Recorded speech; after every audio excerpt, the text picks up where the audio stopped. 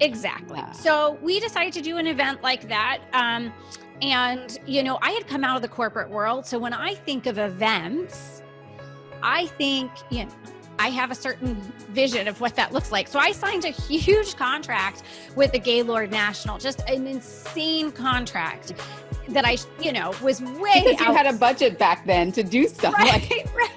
I was used to having my corporate budget. I did not have my corporate budget, but my brain did not catch up to that.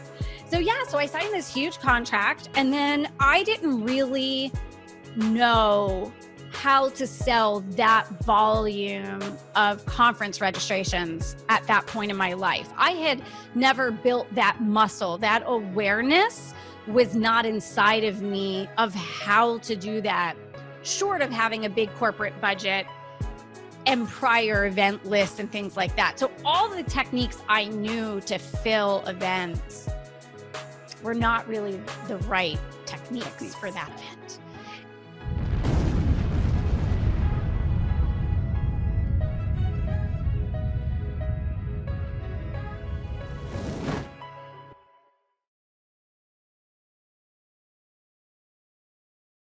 Welcome to another episode of Leading with Audacious Confidence. Today, I am super excited. I know I say I'm excited about every guest I have, but this is even another level of excitement for me because I admire this woman so much. I've been in her circle, kind of in her halo. What do you call those rings around Saturn? I've been around her rings for about 6 years now. And I really love what she does. I love her as a person. And I'm so excited to interview today Miss Angelique Ruers. So thank you for coming on, Angelique. Oh my gosh, I'm thrilled to be here. It is an honor. It really is. Thank you. I'm going to tell people about you, and then we're going to dive right in, and because this is going to be really fun. You guys are going to laugh. Hopefully you don't cry, but we're going to have a lot of fun today. So Angelique Ruers is the CEO and founder of The Corporate Agent and has successfully navigated all sides of the corporate buying table for more than 2 decades. She and her team have worked with small businesses across 72 countries worldwide on how to secure 5, 6, and 7-figure corporate contracts. Her groundbreaking conferences have brought business owners together with major brands like IBM, Intel, HP, PayPal, AT&T, Marriott, Chevron, and Major League Baseball. And her clients are landing deals with iconic brands like Facebook and McDonald's, as well as organizations in the mid-market, higher education, nonprofit, and government sectors. In addition, as if that wasn't enough, to being named an Enterprising Woman of the Year by Enterprising Women magazine, Angelique has been featured by Huffington Post, Forbes, Inc., Lucky, Washington Post, Entrepreneur, CBS, and more. She also shares stages with superstars like Hollywood's Steve Harvey, Shark Tank's Daymond John, NFL Super Bowl champion Jamal and marketing guru Seth Godin. So Angelique, I am so honored that you took the time, because I know your schedule is crazy because you have some awesome events coming up soon. So thank you for taking the time to interview with me today. It is my pleasure. I love this topic that we're talking about today. So I am pumped to talk about this. Yes, we're talking about leadership, leading with audacious confidence. So my first question for you is, what is your leadership philosophy? Oh, that's a tough one. She did not give me any crib notes beforehand. No prep. No prep. So what is my definition of leadership? I think for me, when I think about leadership, I think of it about leading the market with ideas, that you are ahead of sort of the status quo discourse that's happening. And you're thinking about what's coming next? What's around the next corner? Where do people need to be looking? What aren't they seeing? To me, that leadership is all I think of it always as thought leadership. Mm-hmm. And that idea that you're on the cutting edge, you're thinking ahead of everyone else, and you're really the North Star that others follow. And I know there's a lot of definitions to leadership, but for me, when I think about all the problems that are in the world today and how inertia and status quo thinking keeps us, suffering with the same problems that we face time and time again, that to me is the most important form of leadership that we need right now. Absolutely. Wow. So, how are you as a leader to a team? Because if, as you're thinking thought leadership, how do you lead a team of people? Well, to me, I have two teams of people to lead, right? I have my team, which, is comprised of full-time employees, part-time employees, independent contractors, and trusted vendors who've been with us for over a decade. So I have that team. Mhm. And then I feel like I have my team of my community. I have Right. my team. We have a program called Velocity, which has hundreds and hundreds of small business owners who are mission-driven, working with large organizations. We call them speed racers because the program's called Velocity, so speed racers. Yeah. And of course, it's a little nod to 80s culture for those of you who know, the speed racer cartoon. So that Yep. was one of my favorites as a One kid. of my favorites too. Totally a favorite. So there's a little nod to some 80s nostalgia in there. So to me, I have two teams. And when I'm thinking about my team that I'm leading, I'm thinking about how am I connecting their work to the success of the other team that I'm also leading. Right. So one of the things we like to do inside our company is share the successes that our clients are having and really remind our team, look, we know we're pulling our hair out with our CRM system, or, we know that we're working a lot of hours because we have this big event coming up. But here's what's happening in the lives of our clients because of the work we're doing. This is what's happening for them. So we like to do that. And I think that's really important to connect the dots between what they're doing and our client and who you're community. Serving. Right. Yeah, and how they're serving. How is that showing up in the world? Because you can do some pretty mundane tasks when you're an employee. And you might not realize that, 7 steps down the line, Alicia, that, that means that someone just bought 2 horses for her daughter, or someone else was able to buy a condo for her daughter, or someone else was actually able to help their husband leave a job that he hated, just as examples, right? Right. Then I've got the team of speed racers, all these mission-driven entrepreneurs that are out there. And when I think about leading them, I think about continuing to challenge myself and put myself in vulnerable experiences, test my comfort zone, go out to razor's edge and cut my fingers and say, yeah, I bled. And also, it's okay out here. Like the world needs more out here on razor's edge. So follow me out here. So to me, it's both sides of it. I love that you said that. And it leads me right into my next question that we did prep for this one.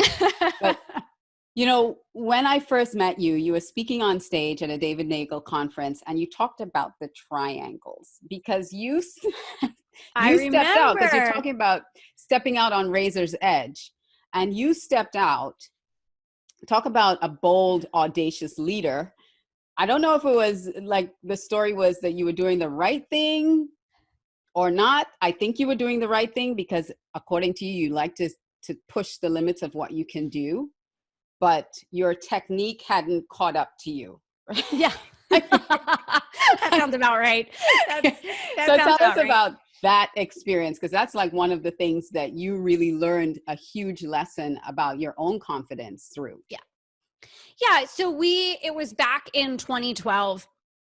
I had started the corporate agent in 2010 because I saw all of these small business owners out there being, fed a bill of goods, sold a bill of goods around having a big impact in the world and financial security and all of these things. But a lot of this, what I saw being taught didn't kind of match up to that possibility, right? Mm-hmm. So I'm a big fan of helping small business owners work with large organizations, mid-sized organizations. It's a great force multiplier, which we'll talk about, I'm sure.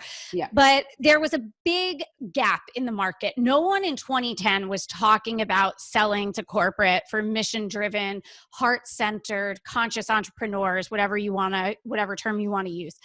And so here I come along and I say, we're going to teach you guys how to sell to corporate, which, by the way, got a ton of blowback and a lot of criticism. What I think is interesting now, talking about being on that sort of leading front, now everybody wants to say they know how to sell to corporate, which is like ridiculous because they've never sold a corporate in their lives. But that was like early in 2010.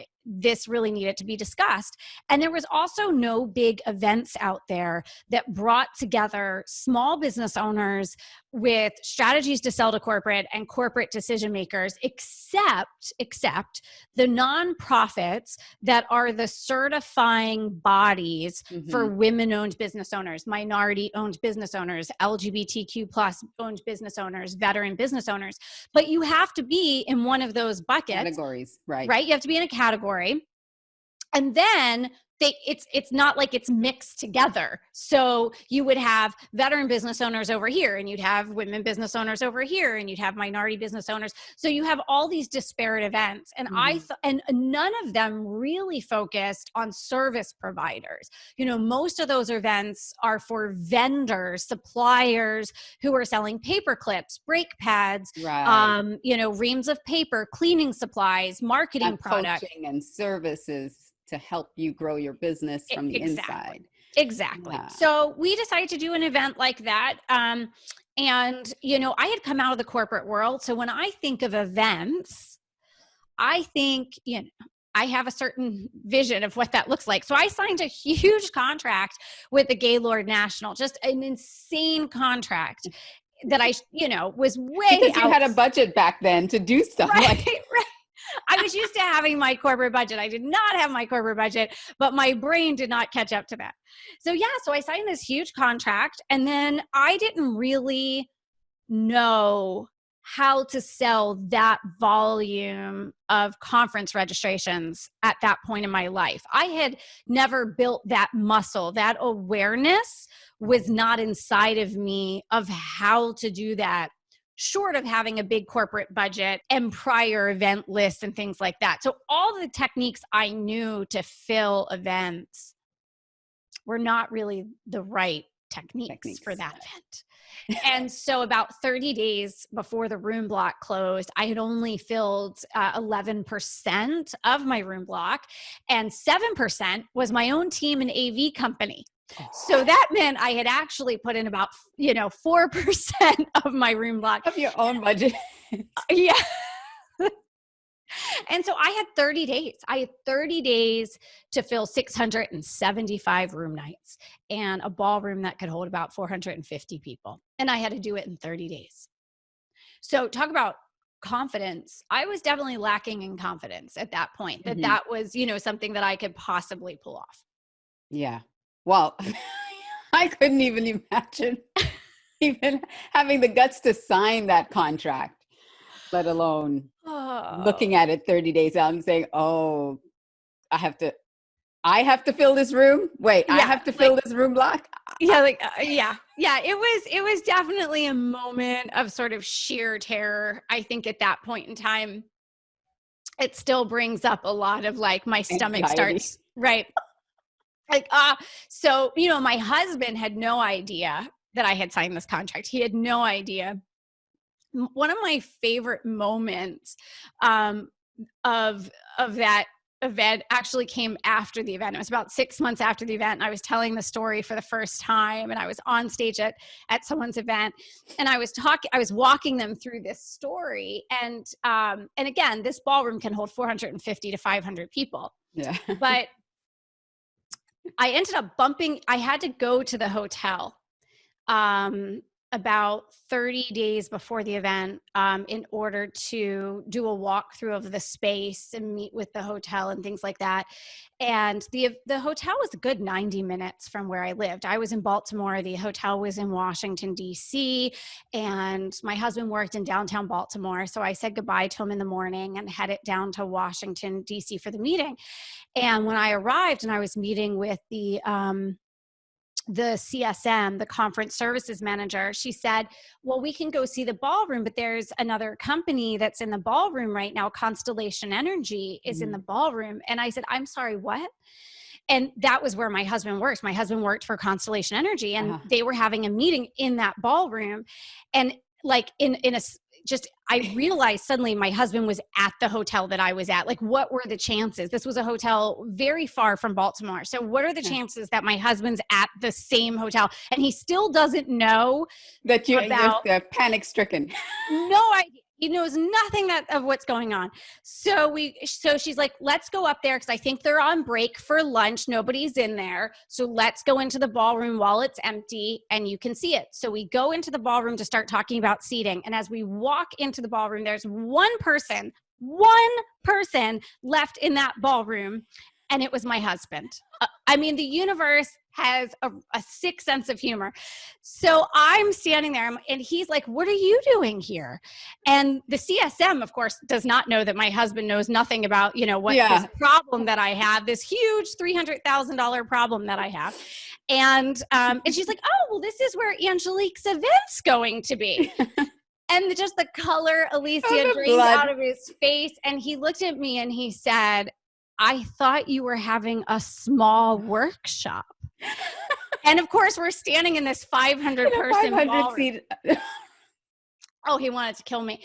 But I told this story on stage about 6 months after the event. And as I'm saying, my husband said to me, I thought you were having a small workshop. One of the women in the front row of the audience said, well, at that point, you were having a small workshop. Compared to what you do now with thousands of people, that was. So you were ahead of your time again, in hindsight. But she meant because I only had 25 people registered. Oh. At that point, she was like, well, at that point, Angelique, that was a small workshop. Yeah, you only had 25 people. Oh my God. So that took a lot of confidence. I'll tell you though, that going through that experience and filling, I put 435 people into that event. Wow. And I did all those sales calls my damn self. Wow. I made about 3,000 sales calls over the course of 30 days. And I ended up putting 435 people into that event. And that is, I think, where audacious levels of confidence come from. When your back's up against the wall, right? And you have, I was going to say, that's such a 9 quick start thing to do. It is such a 9 quick start thing to do. I am a 9 quick start. But yeah, I did the sales calls myself and I filled the event. It's like, what are you going to do? Yeah. Fill the event. Lose $300,000 that you did not have, right? Or fill the event. Yeah. So you filled the event. Yay. So I filled the event. Awesome. And that definitely stretched that muscle for you to know that not only because you had never done something like that before where you had to make those calls to book events, that now that you do these huge events, I mean, you're not doing your own sales calls anymore. Right. But you know the technique and you know the strategy and you have trained people. And so you know how to fill an event. Yeah. I mean, I think that one of the things that a lot of entrepreneurs and people out there, professionals, don't understand is that, really how you build that financial freedom in your life, that capability in your life, confidence is by actually doing the things. You don't get the confidence and then do the event. Right. You do the event and, you come off of the stage 3 days later, a different person than you were when you walked on the stage on the first day. I love that. And so I think that, people just don't understand the order that things happen in life. And a lot of people are waiting for someone to come along and either give them permission or to save them. Yes.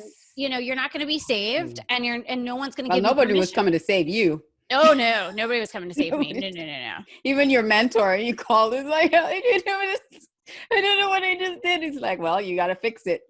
Got to fix it. Yeah. Make the calls. He did. He said, make the damn calls, pick up the phone and make the damn calls. In that way, he saved me. That way, he saved me because he told me the truth.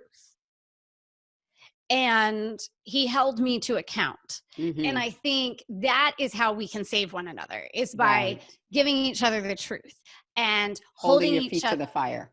Hold your feet to the fire. And also raise the bar and expect people to come up to the bar. Oh yeah. Right? That's audacious. Yeah. You need to come up here because this is where you need to operate from. Absolutely. Yeah.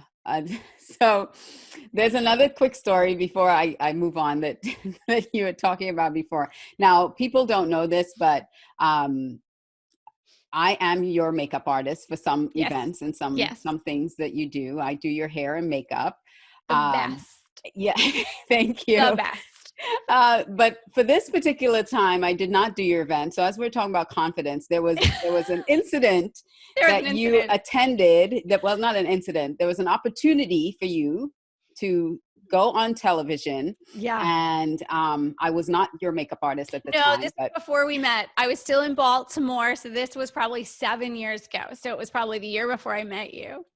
You know, I think media is a great way to build your business, build your personal brand, you know, build your resume. You should be out there doing media. Like if you're not out there doing media, you need to do that.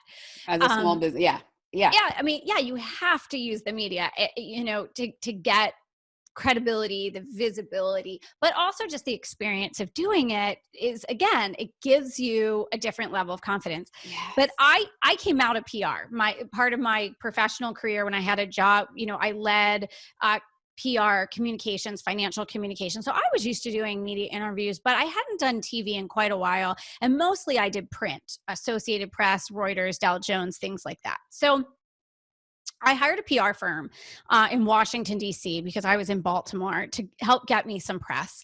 And they booked me on a news station in Washington, D.C. It was an early morning show. I was going to be on at 6 o'clock, but you know, it's a hike to Washington, Baltimore with traffic. And it was winter.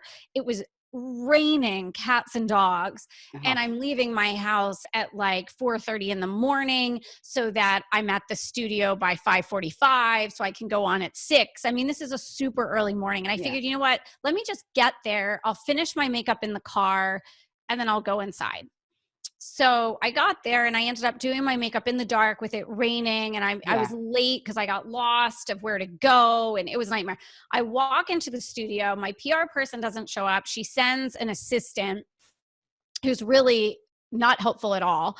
And the producer's yelling at me because I was 15 minutes late. And so they're miking me up and trying to brush off all the water, you know, that because it's pouring outside. So they're just trying to like flatten my hair a little bit. I'm completely disheveled. And before I even knew it, they shoved me onto the set and I'm in my chair and I do the whole segment, get back in my car. I'm driving home. My cell phone rings.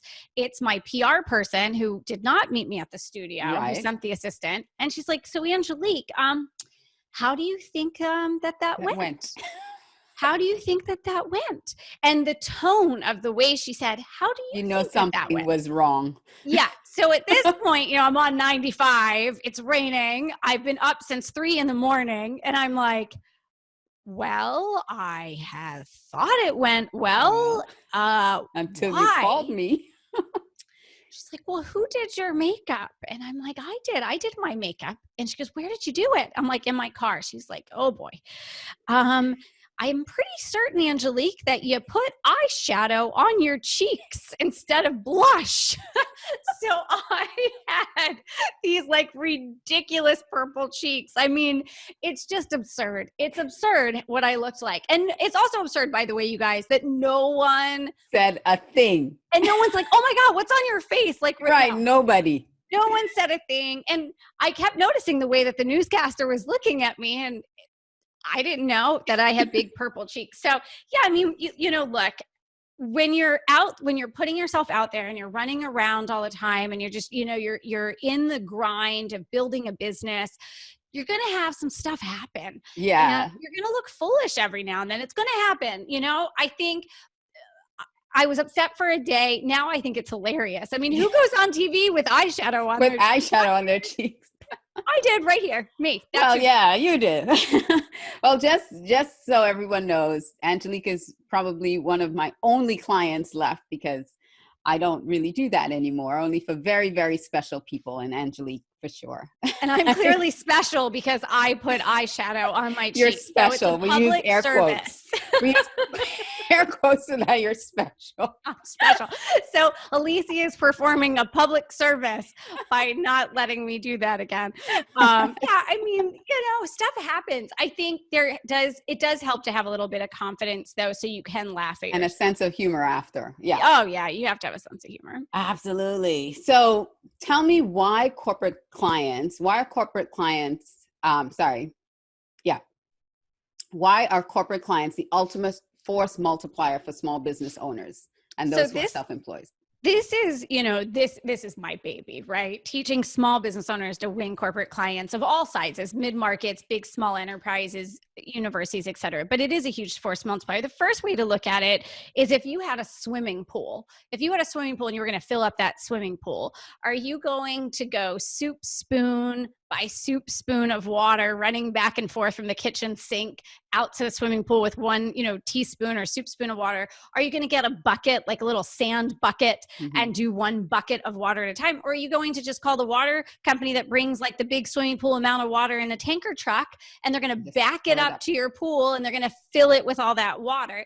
And that's really what a corporate client is, in terms of revenue to your business, in terms of brand cachet for your business. Because let me tell you, when our clients, even though they don't only work with corporate, when they have brands like Starbucks and Facebook and Mercedes and Target and Delta on their, client list, they're walking into a meeting. They're walking into a speaking engagement, a media opportunity, another client opportunity with tremendous brand cachet that they are working with those brands. So it's just an instantaneous competitive advantage. And then there's the impact piece of it. Most small business owners, especially in your orbit and my orbit, are Saturn rings, right? That, they want to have an impact in the world. It isn't just about making money. I owned a franchise for 2 years, didn't enjoy it, but I bought it just to diversify the business, but it was meant to just be a revenue generator. I had no passion for that franchise. It was just transactional. Right. Most business owners who are providing a service, coaching, keynoting, training, coaching, whatever, they're in it for the mission as much as they're in it for the financial freedom. When you get one yes from an organization, whether it's a nonprofit, a government agency, a university, a mid-market company, when you get one yes, your work now is impacting an entire ecosystem of that organization. So you're impacting their employees, you're impacting their customers, you're impacting their community, you're impacting their vendors. If that company is more successful, they're buying more from their vendors. So you've got all of these force multipliers in your impact, in your brand cachet, in your bank account. All of these things are coming together in order to really accelerate your financial freedom and your impact and your legacy in the world. So, for me, it doesn't have to be sort of the only thing, but I'm a big proponent of every business owner looking at that space going, what am I missing out if I'm not playing in the space? Yeah, absolutely. Which is why I sort of connected with you on that front, because there are opportunities that you're not taking advantage of, and especially when you look at the confidence level, because what do you believe is the link between audacious confidence and actually winning corporate clients? Well, there is a huge link, and it's one of the reasons that I'm so excited to have you as part of our adjunct expert team that we have, because every step, I know I won't, we're not going to say too much, but she's part of our expert team, and we have every step of winning corporate clients requires confidence. First of all, you can't hide in your office. You can't build a Facebook ad campaign and think that corporate clients are going to come to you.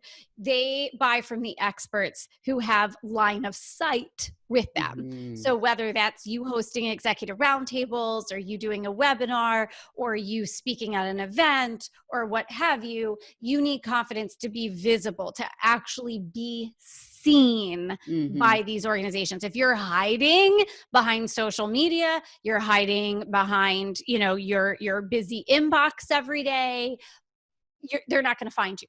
You also need confidence because you have to have conversations with them before you can work with them. There's going to be dialogue, and they don't know how to buy your services. Right. They don't, you have to be able to be strong in those conversations, to give your opinion, to guide those conversations. And when you're working with them, you have to have confidence in your point of view, in the expertise that you're saying, this is the best way to accomplish this. If you don't believe in what you're doing, they're not going to believe. Instead of having them control the conversation, because they don't know they think they know, but they don't know what you do. They don't know. They don't know. They don't know half of what you think they know.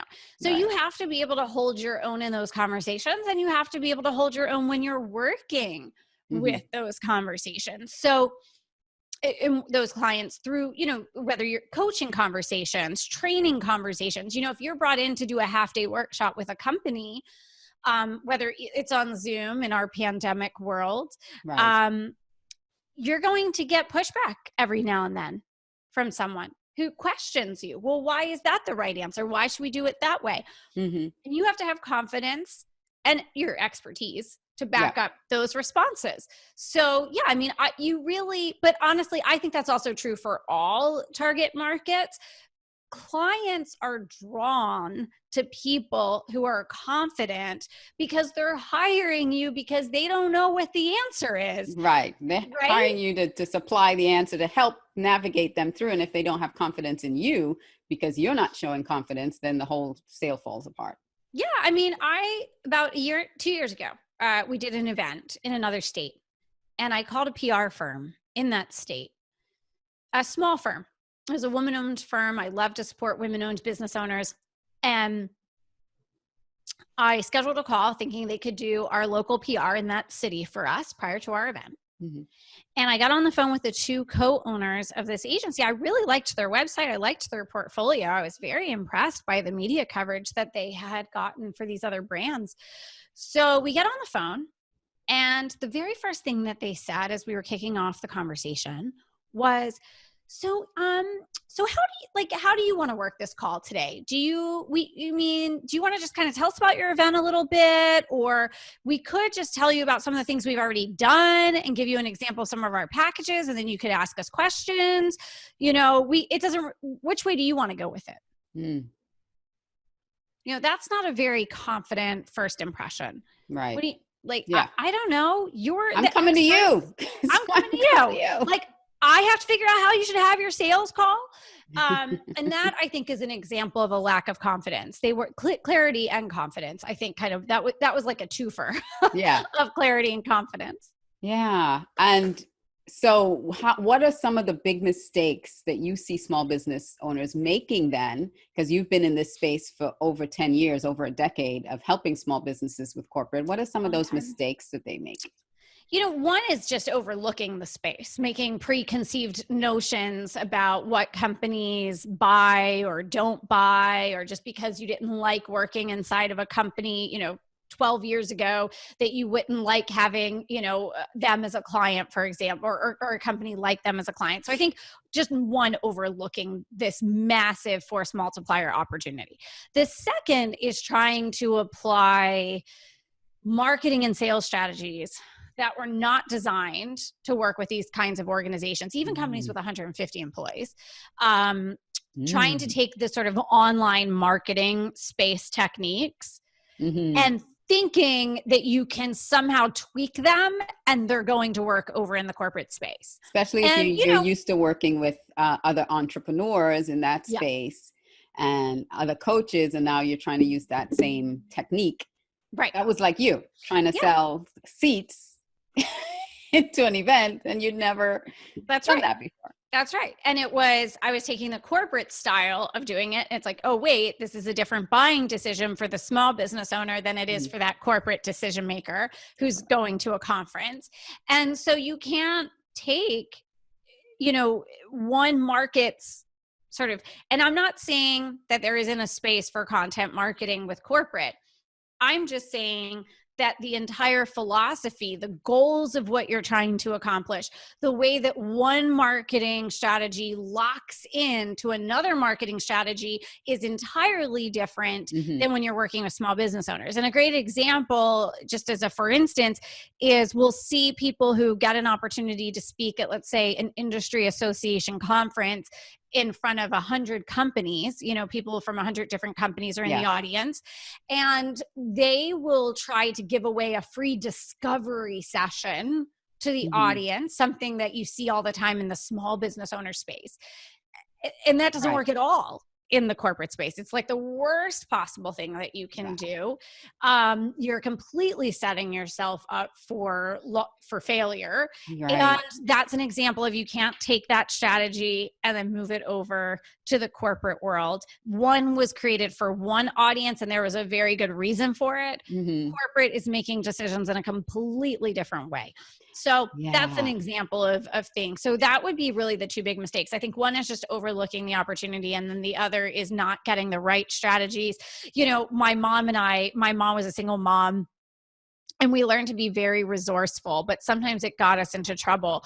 When I was about 16, I needed to change an air filter in my car, and we didn't have a lot of money, so we did a lot of things ourselves. And so we're outside under the hood of my car, and the only tools we had in the house were a screwdriver and a hammer. And so we're out, under the hood of my car, just banging on this thing, trying to change an air filter with a hammer. And a neighbor comes walking by and he's like, "Ladies, what exactly are you doing with a hammer to that engine?" And, and it's just this moment of us standing there with our hammers. Like, we were being so resourceful. We were so proud of ourselves. But it was the wrong tool for the job. The wrong tool for the job. Tool for the job. So, you really have to have the right tools for the job. And if you're trying to take stuff from sort of the infopreneur, solopreneur, online marketing space and think you're going to be able to use those for these larger organizations, you might as well try to change air filters with a hammer. It just doesn't work. Going to work. Because I see a lot of people, I got a lot of inbox messages on LinkedIn about, B2B sales. Oh, we can help you with your B2B sales. But most of their strategies are B2B for small business to entrepreneur. It's not, they don't have the strategy for corporate, like really how to sell and connect to corporate. We have a client who actually spent a lot of money before they worked with us, working with a company to do cold prospecting on LinkedIn. And they spent a lot of money on it. And, I'm not saying it never works. There's always exceptions to every rule, and that's, fine.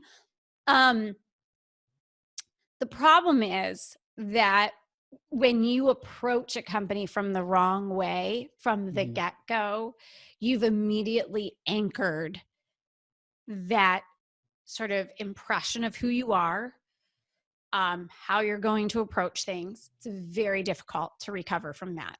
So, you just have to be really careful and make sure that you're doing things the right way, because it's really, really difficult to recover. Wow. Yeah. Which is why I stick with you and Phil. Yes. You know what you're talking about. Well, I wanted to ask you, because you have twin boys. I do. Yes. You have twin boys. It's so adorable. How do you what advice do you, this is my question, what advice do you have for them on leadership? Like, even though they're 12, I know you pour into them a lot. Yeah, I think the first thing about my first piece of advice to them as they're growing up is to understand what it is that they're trying to achieve. Really, it's difficult to lead or to show up as a leader if you don't even know what it is that you're trying to do. And taking the time to really think about what you're trying to affect, what outcome you're trying to achieve, Mm-hmm. is something that I really want them to sit with. Whenever I've made a strategic mistake versus an execution mistake, because those are two Yeah. different types of mistakes that you can make. I made an execution mistake with the event, more so than a strategy mistake. Mm-hmm. When I look back at that event in 2013, I knew I needed to do something to break out. I needed a catapult project, a platform that would set me apart. So that strategically was right. But I made execution mistakes. I made an execution mistake in signing a contract with a hotel that was charging an outrageous amount of money for hotel rooms and expecting I made contract execution mistakes. I didn't make a strategic mistake. But when I think about the mistakes I really ever regret, it's always a strategic mistake. And I mean that I didn't aim for the right thing. I didn't take time to think about what is it that I really want and make sure that I'm putting my time and energy into creating the right thing. Wow. In skiing, when I first took skiing lessons back when I was like a preteen, the instructor said, wherever you look, your skis will follow. And so, you learn how to snow plow when you're first Mm-hmm. starting to ski. They teach you to put your skis right. I think they call it a pizza pie now for Yeah. kids. They called it a snow plow when I was, so I know that the term changes, but you put your skis there. And if you look to the right, your skis go to the right. And if you look to the left, your skis go to the left. And I've never skied, so this is very interesting. yeah, it's fascinating. Like you think like, how is that? But literally wherever your head goes and wherever you look, your legs follow. Turn in that direction. Wow. But whenever there's so many things that we can find parallels throughout our life. Yeah. And wherever our mind is focused, that's what we create. Wherever our actions are focused, that's what we create. Wherever our attention is focused, that's what we create.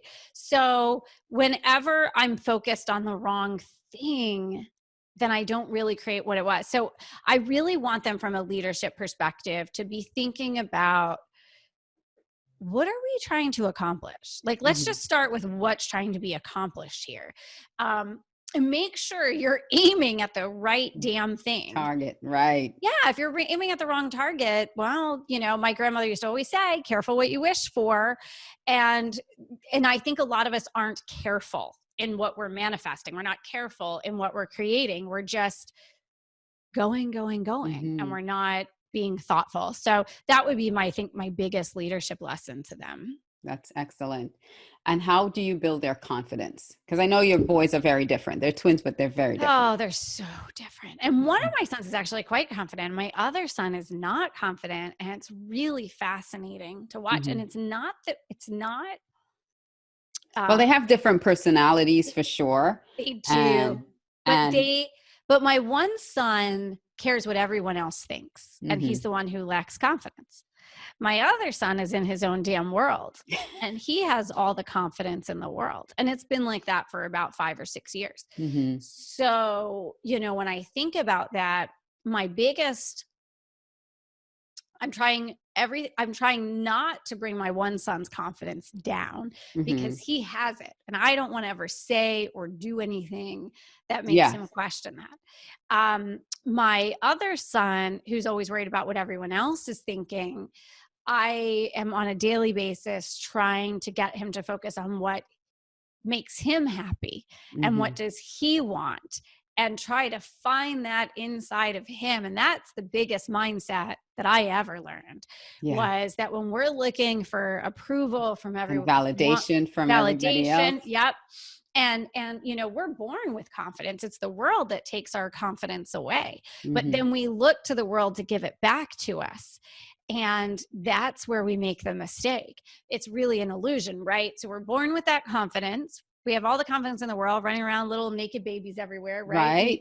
We don't care. We're just laughing. And we cry when we want to. We take what we want. Face covered in food and everything else, right? And as we grow up, the world kind of, creates that awareness back. And then we start becoming self-conscious. It starts taking our confidence away. We allow others to take our confidence away, but then we wait for the world to give it back to us. We wait for some external accomplishment to give us back that confidence, and it's never coming. But they also never took it away from us. We gave it away. In the first place, we gave it away. Yeah. So really it's just, and the other thing is it's there all along. So if we want it back, we have to go back to source, right? The only place is source, and our higher selves. The only place we can go back and get that confidence is from our higher self. Yeah. Well, this has been such a pleasure. Before we close, I do want to mention we have this big event coming up in October, and this is going to be released before October. So tell me about the real deal. Yeah, I'm so excited. Speaking of events, I know, right? We've learned to do it right. We've learned to do it right. We are so excited. And of course, this year in the pandemic world, it's changed 3 times. Oh my gosh. Dates have changed, location. We're all virtual, super awesome sound stage up in Charlotte, North Carolina that we'll be broadcasting from. The URL for the event is realdealevent.com. And it's 3 days of strategies on how to work with organizations, major corporations, mid-markets, fast-growing small enterprises, colleges, universities, you name it, what we call the corporate space, and how do you work with them. And we have some amazing corporate brands that are going to be there with us. We have one of the largest industry associations in the world as it comes to people development who are going to be there. We have a CEO of a firm that's completely changing the hiring process in the corporate space. So it's really going to be an amazing, amazing, amazing 3 days. If you're a coach or a consultant, a trainer, a speaker, or a service provider, then this is an event that you absolutely positively want to be at. And it's just realdealevent.com. That's excellent. And just so you know, I've known Angelique for the last 6 years. She never gives fluff. This is all real, actionable. I mean, most people say when they listen to her, it's like drinking from a fire hose. Yep. she just gives and gives and gives. And it's not anything that you've heard anywhere else, because it's all really based on her experience. So go to that website, go to the real Deal? Nope, event? it's just realdealevent.com. Yep. And I'll put that across the crawler, realdealevent.com. You got it. And get your ticket, because it's virtual. You don't even have to fly anywhere. That's right. You can sit down and enjoy 3 days of learning and really building not just your confidence in getting corporate clients, but also your leadership platform. How do you lead? How are you becoming an expert, an authority in the space that you're in for people to take notice of you? So go to that. I'm looking forward to seeing you at the event. I'm going to be there. So I'm excited to go. And you won't have eyeshadow on your cheeks, I promise. I will not have eyeshadow on my cheeks. Thank you so much, Angelique. I really appreciate you taking the time today to share your wisdom and your knowledge with us. My pleasure. Okay, take care. Audacious confidence is the unshakable belief in yourself that's so brave and so bold that you step into what's possible for yourself, despite your feelings, fears, or failures. I encourage you to follow, subscribe, like, and share this out with your friends. To learn more about our guests, check out some additional episodes. Go to aliciacoury.com/leading with audacious confidence. Until next time, this is Alicia Coury saying, live your life bold, brave, and step out with audacious confidence. Till next time.